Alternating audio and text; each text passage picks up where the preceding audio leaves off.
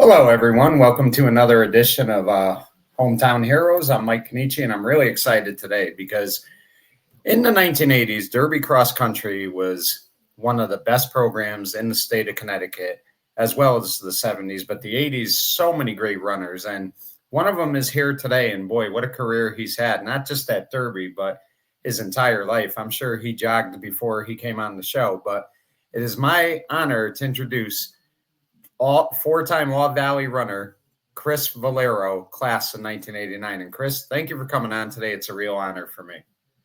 Hi, Mike. Thanks. It's great to be here. I look forward to talking with you. Likewise. So, Chris, first thing I would ask you is now Derby has feeder programs and running that they've had for the last decade, and it's been so instrumental in them having successful running programs. But when you were a kid, there really wasn't any feeder programs. How did the love for running start for you?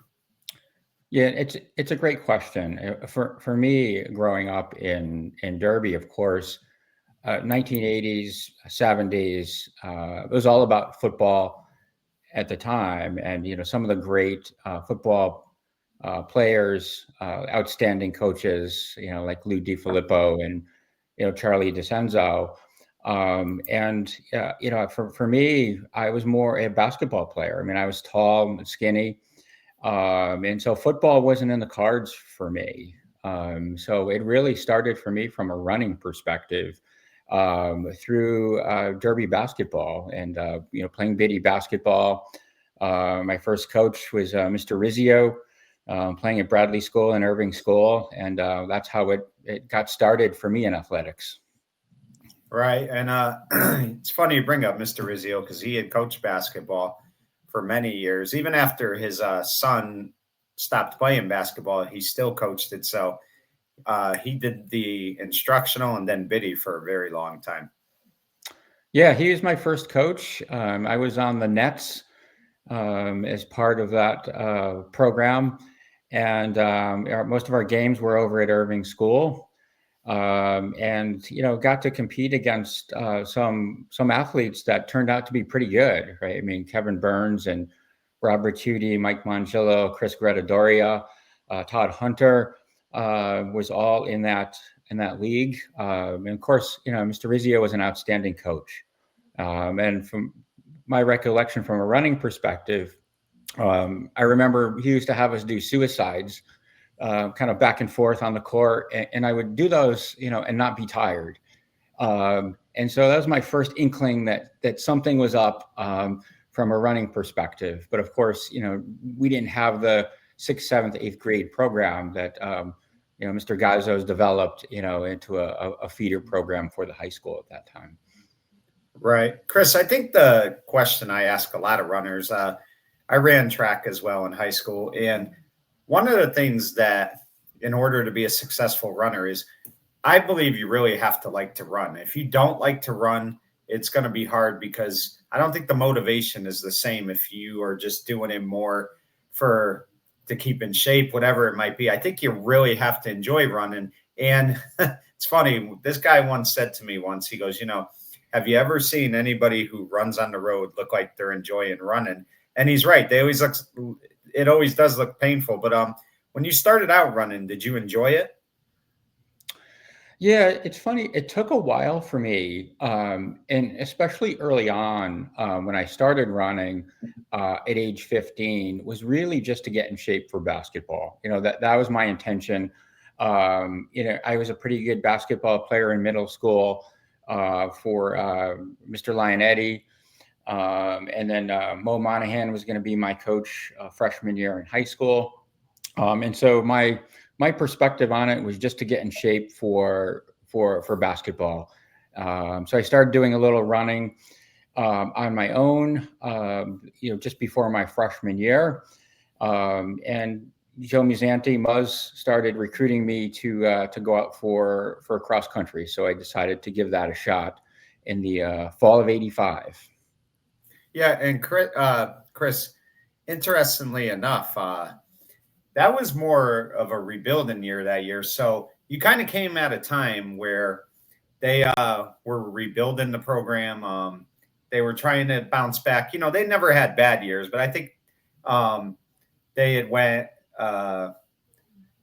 7-8 your freshman year, maybe 8-9. So, I mean, it was a rebuilding year, but at the same time, how did you feel when you first came that first week of practice? Because it's a whole different thing. I like to kid with Muzz a lot that those 9 half-mile repeats that he would have you do, were torture, and that's why runners are able to run so well, because he would always make sure he worked them in practice. But really, how did you feel about your first week running with the cross country program?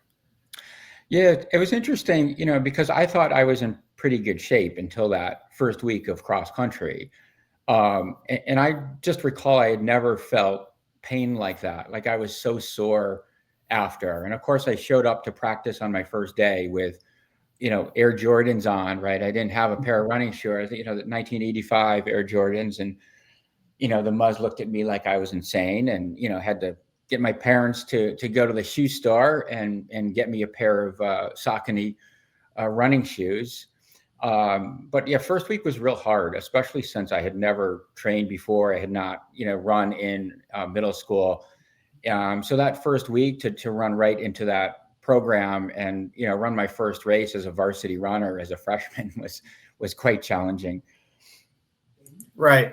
And Chris, think about this as well. We'll get back to running in a second, but 1985, your freshman year, that was a big year. You mentioned the football program. They had finally knocked off Ansonia. They had lost to them 9 straight years, 11 straight games. So just being a freshman that year, so many things happened athletically in Derby sports. I mean, had to be a great time to be a student at Derby High School. Yeah, no, it was outstanding. I was certainly at that football game. And it was a great time to be an athlete there. So many of my, counterparts that ended up graduating in '89 just had such outstanding careers.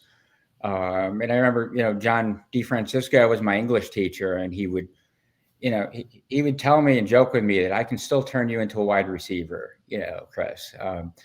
And so I never took him up on that. I went the cross country route instead of the wide receiver route. But it worked out well for me. That time, 1980s, Chuck was pretty much running all the time anyway. So wide receiver, I probably wouldn't have gotten the ball much, during that time. So. Right. So Chris, let's talk about your first race, because I believe you finished 11th out of 24 runners, which is tremendous as a freshman. It was at Foreign High School. You ran a time of 19.33. It was 2.9 miles. And at the time, you were the number 5 runner. So just talk about that first meet. What was that experience like? Yeah, I think for me, it was a bit shell shocked for me, right? To go right from not running at all to all of a sudden I'm scoring and in a varsity race against Foreign. So I just remember being really sore after, but just really happy that I could contribute, and number 5 meant I was scoring for the team, and scoring on a team that had such a great history of running and winning as Derby cross country did. So it started me on my way, I guess. Right. And think about this, Chris. As the season went on, you became the number 3 runner. So as a freshman, only 7 could run varsity. You were number 5 right off the bat. And then by the season's end, you were number 3. I mean, as you had to feel good about where your development of running was going, because to be, like I said, with a program that was so established, to be able to be the number 3 runner as a freshman had to be a great feeling. Yeah, that was terrific. And I had, certainly our number 1 runner was Matt Rogers, the edge, who had a outstanding career. I think he was all state in Class S. And by the end of my freshman year, I was able to stay with him in practice on most days, unless he was going 100%. So I think at the end of that year, I was pretty confident in myself, right, that I could contribute and stay with people like that at that level. So having those great athletes to train with, and coach, having a coach like Muzz and Gene Waring is just really, it made it a lot easier for me.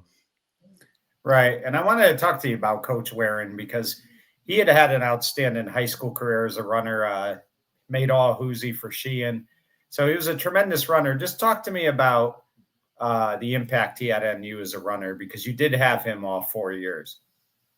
Yeah, Gene was just a terrific coach and mentor. It was so good to be a part of his teams and his experience. In high school and college, was really really terrific. And so we were able to have teams at Derby that was not known for cross country, yet we always had winning seasons, right? It was a football school, yet here's this cross country program that was competitive in the Housatonic Conference. And we were competing with teams such as Cheshire and Amity. And Cheshire and Amity were typically two of the best programs in the state and New England at the time. And we would see them every year and have to compete against them. So that's something that was really useful too. Right. Let me ask you about this, Chris, because I always wonder, no matter what school you run against, and sometimes there were home meets, but you travel to on the road and stuff. So you have to get used to different courses, and that can't always be easy. I mean, you never know how you're going to feel. I always say in track as well, you never know what the track is going to feel like. Because, I mean, some tracks are great and then some are tough to run on. How does that affect your running when you're doing different courses and different tracks? Yeah, from a cross country perspective, it makes a tremendous amount of difference, right? Different courses are very different. In Derby, we had one of the harder courses in the state. And so it offered a tremendous home advantage, right? Because we could train on the two major hills, Nutmeg and then the large softball hill. And so it was a big advantage that we could, tactically train in advance on that versus a flat course. Really, it doesn't offer a whole lot of advantage. Then in my college career, we had one of the hardest courses in the country. So again, all that hill training really, really paid off. Right, definitely. Now, Chris, you did track as well, correct? Yes, yeah, I did Yeah. 4 years of track for Gene Waring, and I think Buster Jadek helped out as well in the field events at that time. Yep. So talk about running track because it's harder on a track because, like I said, you never know what the track's going to feel like. But you're also, when you're running on the road, you don't have to count how many laps you're doing, things like that. But on a track, like if you run the 1600, you're running 4 laps and you got to really pace yourself. Or if you're running the 3200, you're doing 2 miles and you got to pace yourself. So talk to me about the difference between cross country and track. Yeah, I think that the difference is really cross country. There's such a large team component to it, and you're working together with your teammates during a race. Whereas track, it's more you're doing your individual event and trying to achieve the best place you can. I think track personally was always a little easier for me. I had good mile speed and 2 mile speed. And it took a lot of time over the years for me to kind of develop the endurance to be a good longer distance runner, up to it, including, half marathon and marathon. So my preference early on was track really over cross country. Right, definitely. And let me ask you, Chris, talk to me about some of the teammates during high school. I know like you were very close with Dennis Marchetti. You had great friends on the team, and that's always helpful because you're going to be with each other a lot, and it only benefits you when you get along with each other. So just talk to me about some of the teammates over the years that you got to run with at Derby.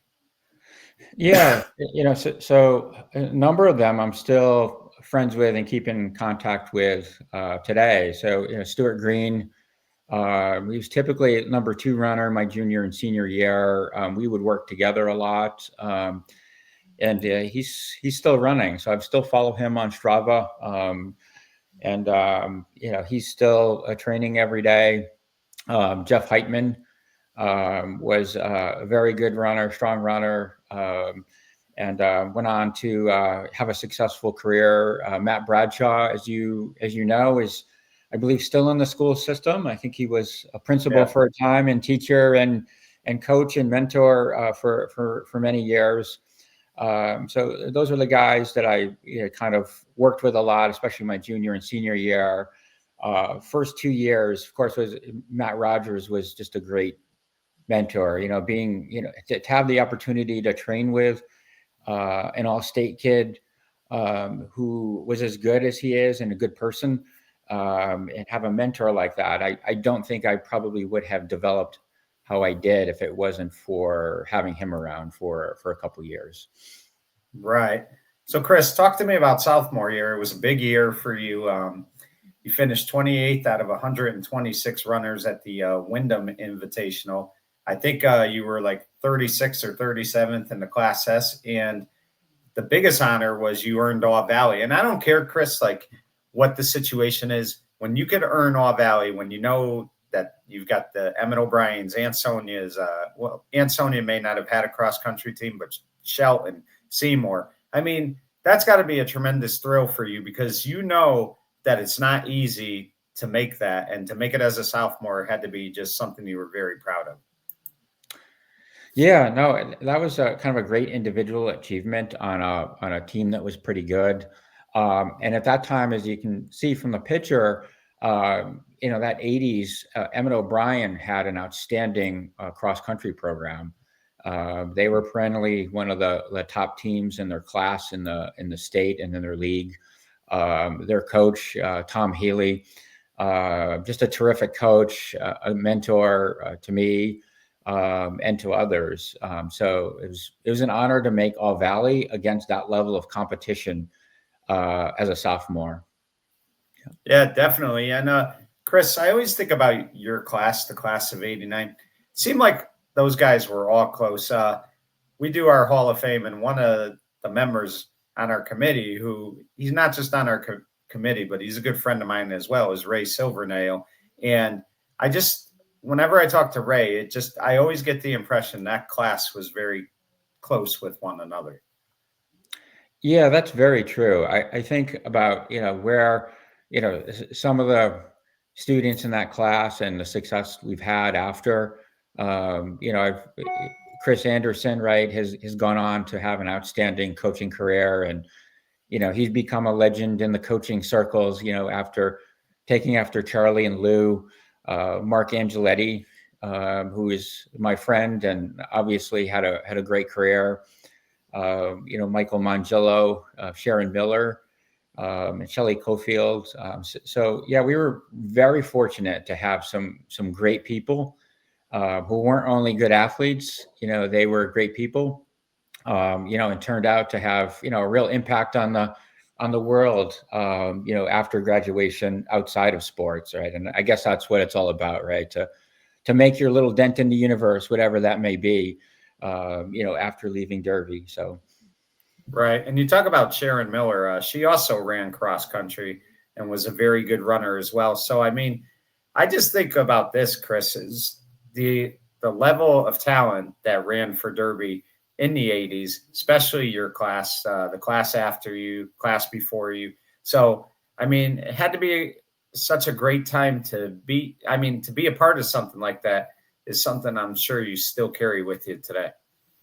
Yeah, it's something I really appreciate, and kind of looking back at it now, how talented that class of people were, and the opportunity to train with them and go to high school with them, was just terrific. And I definitely kind of look back on those days with a lot of fond memories. And also not only from a classmate perspective, but also some of the teachers and coaches we had access to, right? I mean, Lou had just retired, but he was always around the gym, right? He was, you'd walk in the gym class and he was the fill in when Mr. Matthews wasn't there. And, you have this legend teaching your gym class, and, Charlie DeCenzo and, Frank Alou as my history teacher. So you have, all these great coaches and teachers, right, that you're surrounded with, which is something that I still appreciate to this day. Um, Richard Lavery was another one. Like, he passed away a few years ago, but he really, for me, made a huge difference in my life, right? To get me to understand that connection between my athletic performance and science, right? And he kind of made that clear for me, which had a tremendous benefit to my career and my running career. Right. So, Chris, let me ask you this: junior year, Coach Warren, I remember he said this in the Evening Sentinel that it may have been one of the best teams he ever coached, and although they went 10-10, it was such a tough schedule. I mean, you had so many schools you had to go against: Southington, Amity, New Britain, Shelton, Cheshire, Notre Dame, Hamden, and the team had a great year, and I think the team finished sixth in the Class S. So I would think that junior year, sometimes records could be a little deceiving because although the team was 500, it was one of the really great teams of Derby cross country. Yeah, I mean, I think we had a better record my senior year by a long shot, but that schedule, my junior year, was very, very intense, right? We, as a small Class S school, nearly all of our opponents in meets were against L and double L schools. And so by the time you get to the Class S meet, right, it's the first time you're competing against schools that are your size.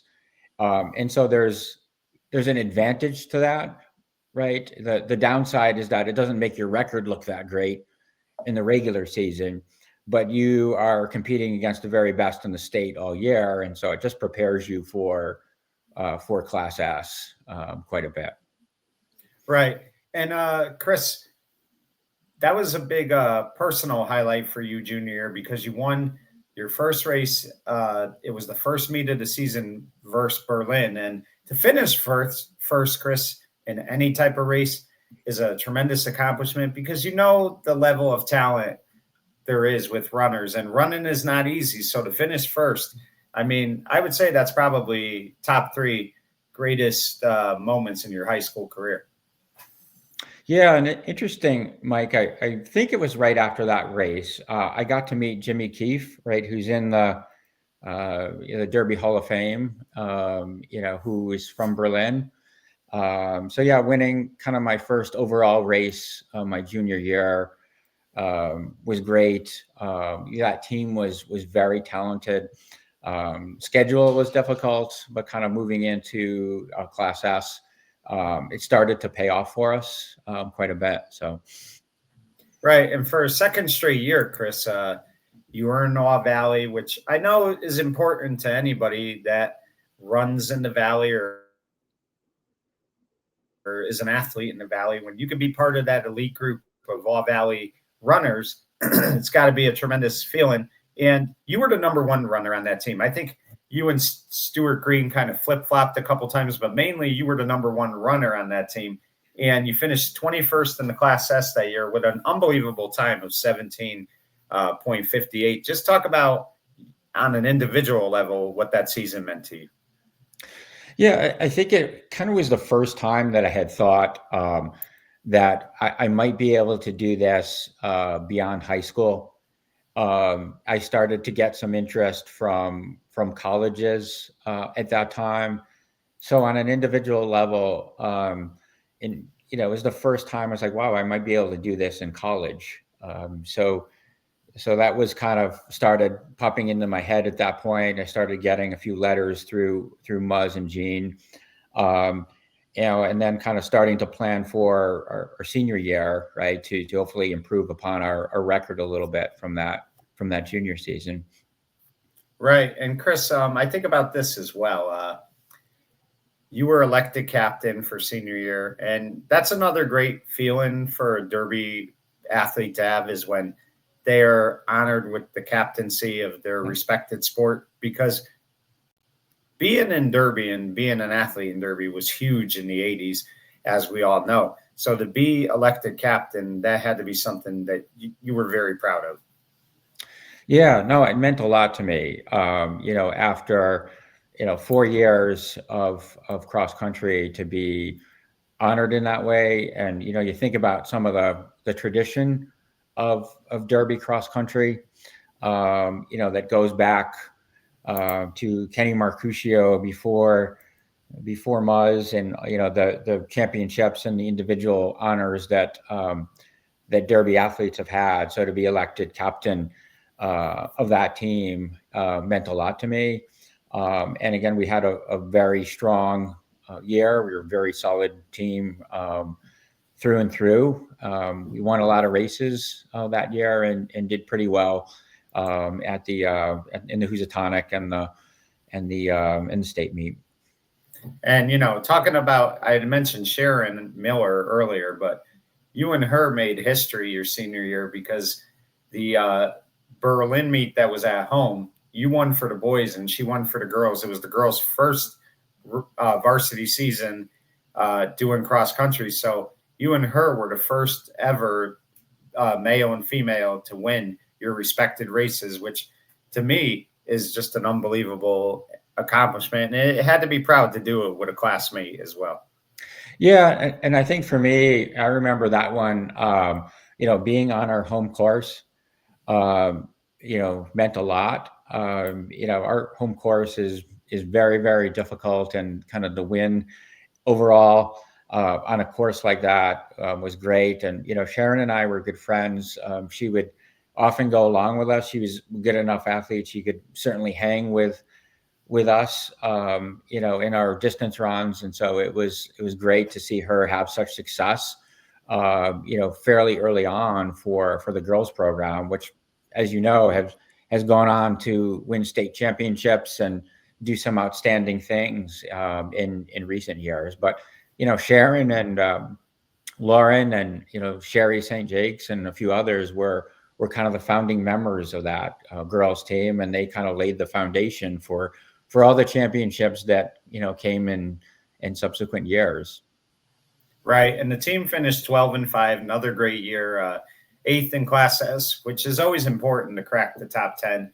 You make All Valley for the third straight year, and you also earn second team All Housatonic, which is hard to do with the amount of teams in the Housatonic League. So you finish your high school career, Chris, with, I think, having no regrets. Am I right? Yeah, no, it took a turn that I didn't expect at all. Again, I didn't really like running, when I first started, but to kind of, it turned into something more than I was anticipating, meant a lot. And turned into kind of a lifelong pursuit for me, not just 4 years in high school. I've told a lot of people when I started running in 1985, I've never stopped. So I haven't taken more than a day or two off here or there in 40 plus years.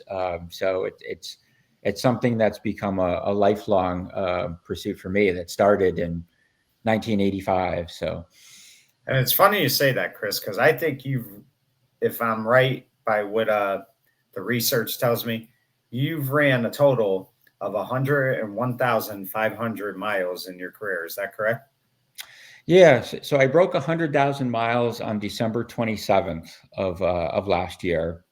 So I kept training logs going back to the 80s, and put it all together. I broke 100,000 miles in December of last year, and still going. So pretty consistent. I've averaged about 2,500 miles per year. I've had some years when I've been doing marathons where I've run more than 3,000 miles in a year.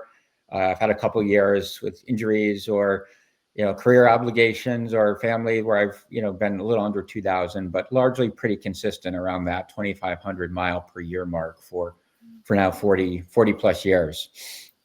And that's just remarkable. It really is. I mean, and the other thing is, Chris, father time always catches up with all of us. But how have you been able to maintain, like, I mean, because as we get older, our legs don't always cooperate. How have you been able to maintain that endurance and, the pace you continue to do with, you know, as you get older, it's not easy. Yeah, I think for me, it's been fairly consistent training. So I never let myself get too far out of shape. I do a lot of stretching and core work that I include in all of my training. So 3, 4 days a week, I'm doing core classes and stretching, to make sure. And then also, I don't do a whole lot of races. So I typically only do one marathon a year, maybe 1 or 2 half marathons a year. And then I do a kind of series of shorter races for my club team. But I don't do races every weekend like some people, right? Which kind of can burn you out and get injured and burn you out mentally as well. So I think good consistent effort over that 40 years without getting too far out of shape, doing a lot of stretching, core work, and then just not overdoing the races.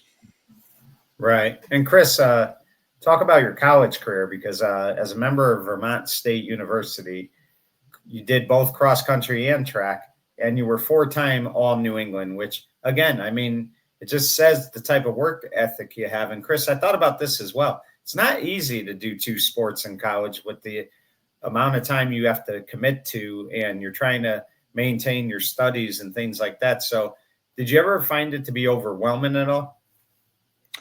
Yeah, I think for me, running often complements my studies a lot, and so I think it actually helps focus me a little bit. And so I never felt like I couldn't do something academically because of my sports and being involved in that part of it. And I was just so fortunate to go from having coaches like Muzz and Gene Waring right into a college situation. My college coach was Dr. Peter Kramer, outstanding distance coach. He had patented the lung trainer, which is a device that we were wearing to kind of mimic high altitude training. He was an exercise physiologist by training, and he was obsessed by the idea that training in Vermont, you couldn't get a physiological benefit. So he kind of developed these lung trainers that we would run around campus with, right, to mimic high altitude training. And so we were his guinea pigs, and they worked exceptionally well. Yeah, so we had some really, really good team. My freshman year was exceptional. We won the New England championship and got to go to University of Wisconsin to the national championship. And that team ultimately a few years ago was inducted into the Vermont State Hall of Fame for that work in '89. So, Wow, that's amazing. And you're talking about Muzz, of course, Joe Mazzanti, and his nickname is Muzz. But we always, like I said, we always used to joke. Muzz had the Muzz roots, as they call them, the tough long distance training obstacles he'd have you go on. But he would give 1,000% to everything he did. He was a very passionate coach. He's still coaching today. So just talk about, I mentioned Coach Warren, but just talk about how important Muzz meant to your career. yeah, no, the Muzz was just critical to my career. To this day, I think back at some of the workouts that he had us do, and I do, very similar set of workouts. In fact, we were just chatting the other day in terms of one of the courses we did from Derby High School was run up Bungay Road towards Seymour High School and then back down. I think it was just over 9 miles. And, he was saying that the kids no longer do that course. And I just remember the huge benefit that had, right? Getting used to running a hill like that, for a 9 mile course, just put me at a huge advantage. I remember going to college in my first week and thinking, wow, this is easier than what Muzz was having us do. So it was just a huge advantage that, yes, the program was really tough, but it was reasonable. It didn't burn you out. And it just had huge advantages to how he structured the endurance, limited speed, lots of hills, so it created more of a lifelong runner versus someone who might have a good race here or there and then get burnt out or get injured. So to this day, I appreciate that approach.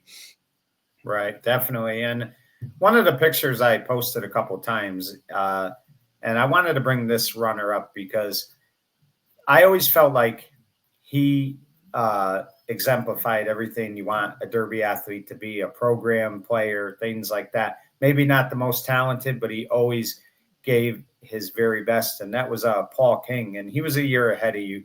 But Paul was a captain your junior year and did an outstanding job as a captain. He really did. Maybe he didn't always steal the headlines and wasn't the best runner in the world, but he always had the dedication that you would want your runners to have. Yeah, I mean, Paul was kind of exemplified kind of that Derby 1980s mentality, right? That you might not be the fastest, you might not be the best athlete, but yeah, we were going to be the most intense, right? We were never going to give up, and so that was Paul King, right? In a nutshell. I mean, he kind of exemplified that 80s Derby grit. We're a small school, but we can compete with the best in the state on a regular basis, and do well. And Paul kind of was that, he's like the poster child from 1980s Derby, right? And the good parts of it for sure. Right, most definitely. And Chris, let me ask you this. This is something that you recently joined. It's the USRSA. Talk about that a little bit. Yeah, and so as my mileage got up close to 100,000 miles, I kind of embraced the idea to get that, get my streak looked at, and have it validated. So I joined them, and they kind of audited all my books and records and everything, and so that was kind of worthwhile. And I have a running streak now that they looked at, that's over 9.5 years with no days off, and still going. So I think in that streak, I've done something like 20 something thousand miles in a row, no days off in 9.5 years. So I don't advocate that for young athletes who might watch this, but it's something that I'm proud of, that I'm able to go in and do that for so long with no days off. Yeah, that really is unbelievable. And it says a lot about the commitment you have. And Chris, I always say this, that as a runner, two marathons that I think a runner would love to run in. One is the New York Marathon and the other is the Boston Marathon. And I just kind of posted that a couple seconds ago. You were able to run the Boston Marathon. Just talk about what that experience was like. Yeah, I run Boston for 10 years now. And it's really an amazing experience. To be able to run kind of the very end, most prestigious event in your respective sport is incredible. So running Boston, to qualify, you have to meet a qualifying time that essentially puts you in about the top 5-6% in the world in marathoners in your age and gender. So you meet the qualifying time standard on another course, and then you apply to get in, and they take kind of the best times of that year, and run the race. And so you're running against 30,000 people, but they are all really good. So they are the best runners in the world, men and women in their respective age and gender, and it's just such a terrific race. The crowd support is simply amazing. And to finish, to make those final turns, the right on Hereford Street and then the left on Boylston, it's like literally running into a rock concert. You can't hear yourself think as you make those final few turns, and it's kind of like this weird emotional feeling because your body is physically completely wrecked At that point, you have absolutely nothing left. You're at 26 miles into a marathon, yet you see the finish of the Boston Marathon 600 yards ahead of you, and it's definitely kind of this emotional experience, right? That your name kind of goes down in that 128-year history. So it's a great event. Right. And Chris, you're still part of a team. You're part of the Boston Athletic Association Masters team, coached by Scott Cody. Just talk about that experience. That to be able to like meet so many different people over the years, that's got to be what's most rewarding about doing these runs and these teams. Yeah, I think running for the BAA or Boston Athletic Association has been great. So we compete in races all over New England from 1 mile to half marathon. And largely most of the men are in the 40 plus category are former college runners and high school runners, many of which I competed with in Vermont and in Connecticut at the time. And, 35 to 40 years later, we're still competing. We've slowed down a little bit for sure. Maybe we're not running low 5-minute mile pace. Maybe we're running high 5-minute mile to 6-minute mile pace. But we're still doing it and getting out there and competing, for the team. And again, I have outstanding coach was Scott Cody, and Mark Carroll's the head coach for the BAA, and he's a former 2-time Olympian from Ireland. So to have that coaching, he's my coach and my teammate. So he's still running and does a number of masters races. So it's kind of fun to compete at that level and train with people who are really outstanding athletes. Yeah, most definitely. And Chris, I thought about this as well. It does take a lot of willpower. You have to be have a good diet when you're running and things like that. So, I mean, do you have to be careful what you eat daily to be able to do something like 9 years of not missing a day? Because I mean, I would think, if you're eating foods with a lot of salt in it and things like that, that could be difficult. And how important is it to not only stay healthy physically, but also, watching what you eat and things like that? Yeah, I think the nutritional part is very important. And especially when I'm in full marathon training and I'm doing long runs of 20 to 23 miles, your diet is critical. And I actually have to watch that I don't overeat and gain weight in marathon training, because you'll have this tendency about 24 hours after a long run to just eat and not stop. And so you have to be kind of aware of that and kind of meter what you're eating, making sure you're taking in a lot of good, high quality calories, making sure you're hydrating to a large degree. I typically rely on like a Noon product, which is kind of like a Gatorade with low sugar. And I'll always be sipping that throughout the day to make sure I'm getting enough hydration for the next day's run. And I do integrate a lot of easier paced runs into that schedule. So I'm not running hard every day. I'm typically only running hard 3 days a week. The other 4 days are fairly easy, 6 to 10 mile runs typically. Chris, one of the things that a lot of former athletes, students do is they want to give back to their town, to their school, to their athletic program. And you've been able to do that. The old saying, you could always come home again. And you did that most recently. You did speak to the Derby runners recently, correct?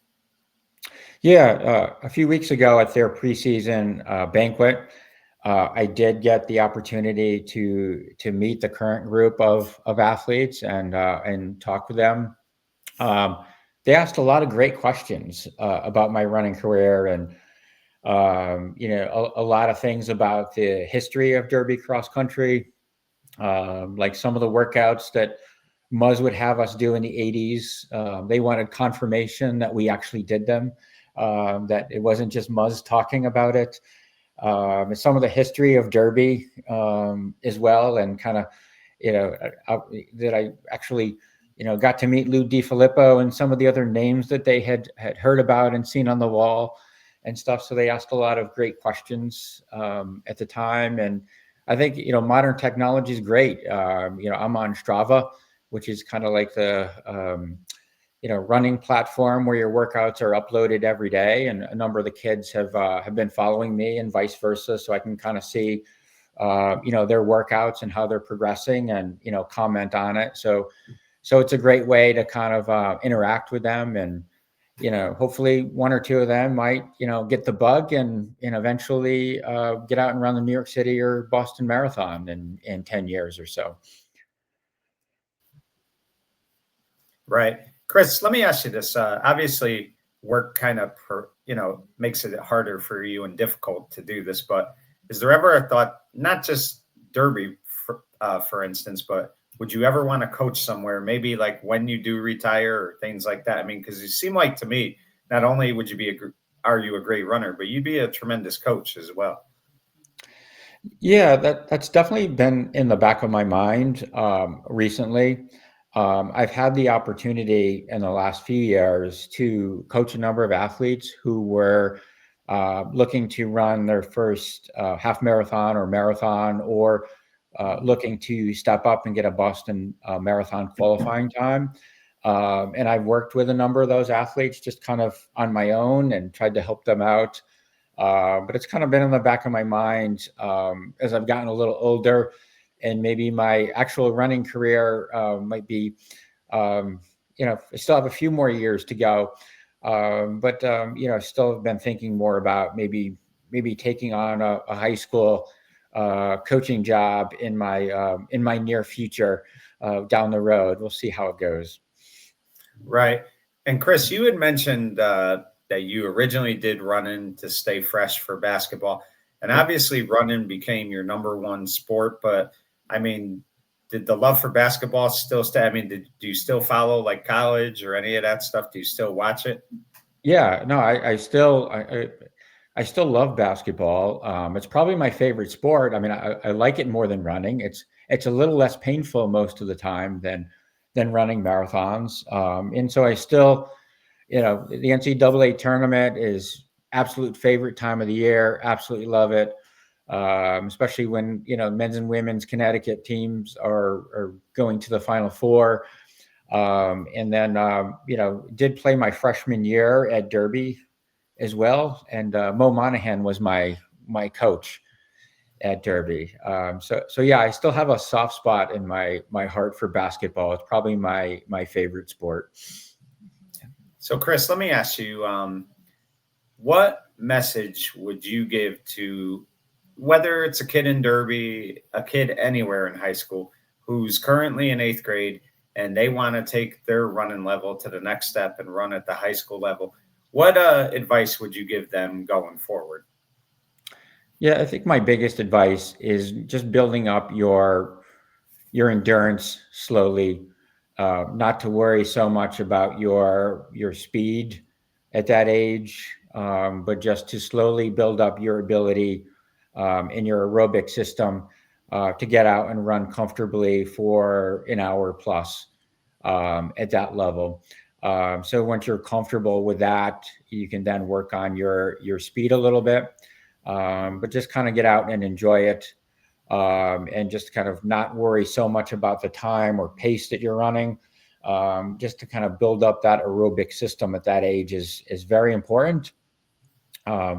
And then ultimately kind of work on your speed and doing some of the track sessions that you had mentioned. But my concern is that so many young kids will overdo the track work, and they might have a good race or two, but then they'll get injured and then miss time, right? And so if you're missing time, you can't run, then you can't really improve. So making sure you have that aerobic engine really dialed in and tuned in is by far the most important thing. Well, Chris, this was a lot of fun, a real honor for me.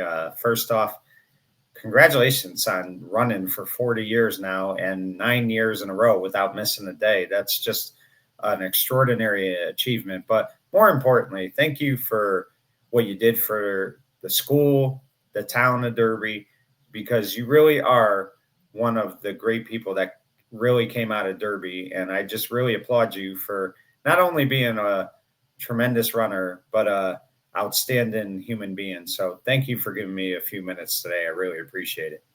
Yeah, thank you, Mike. I really appreciate it. And thank you for what you do. I've really enjoyed your podcast and to catch up with some of the people from my past, like Chris Anderson and Mark and Mr. Duggan and, Charlie and all those people. It's been terrific to catch up with them through the work that you do. So I appreciate the things that you do as well for the community. And it's great to get a chance to talk to you. Well, thank you, Chris. I Yeah. really appreciate it. And folks, there you have it. I mean, you just got to know Chris Vollaro this last hour. So many people in Derby, they know who he is. They saw what he did as a runner. But I think the thing that stands out the most to me is Chris went out there every single day, dedicated himself, devoted himself because he wanted to be the very best he could be. But he also relied on his coaches and his teammates. And to me, that was what Chris focused on more than anything was the relationships he had with them, the friendships he made with them. And you heard him today. He constantly thanked his teammates and his coaches because he understands that it really does take a village. And the work that Chris has put in, not just in high school, but in his life in general, it just shows the type of human being he is.